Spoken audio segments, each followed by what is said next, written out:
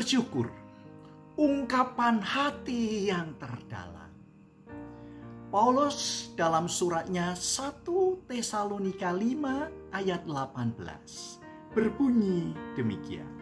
Ucap syukur dalam segala hal, sebab itulah yang dikehendaki Allah di dalam Kristus Yesus bagi kamu.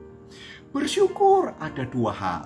Pertama, orang menerima sesuatu dari Tuhan. Ada kebaikan Tuhan yang melimpah dalam hidupnya.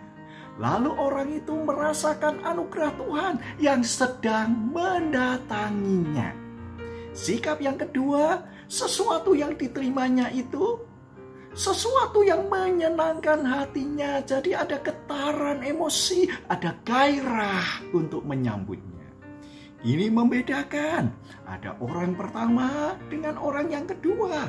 Orang yang pertama memang kelihatan dari luar bahagia. Kalau dilihat dari luar, pekerjaannya bagus, rumahnya bagus, income-nya lebih dari cukup. Tapi ia tidak bisa bersyukur. Orang yang kedua sebaliknya, hidupnya adalah pas-pasan. Gajinya juga boleh dikatakan penghasilannya kecil, tetapi bisa menikmati tiap hari ada tetesan berkat. Tetesan yang dicurahkan dari langit sebagai tanda kasihnya. Maka tepat kalau Paulus berkata di dalam surat Tesalonika 5 ayat 18 tadi, ucap syukur dalam segala hal. Itu yang keluar dari lubuk hati. Maka orang perlu memiliki rasa syukur dalam hidup. Syukur adalah sebuah kata-kata yang tidak hanya dimiliki orang yang kaya, yang sukses, sudah memiliki ini itu dalam hidup. Tapi juga milik orang-orang yang biasa, bersahaja, yang dikatakan orang-orang sederhana. Namun dengan kedalaman jiwa, kedalaman mata batinnya bisa menangkap sesuatu, tetesan berkat, dan mengungkapkan itu kepada Sang Pencipta hidup yang memeliharanya.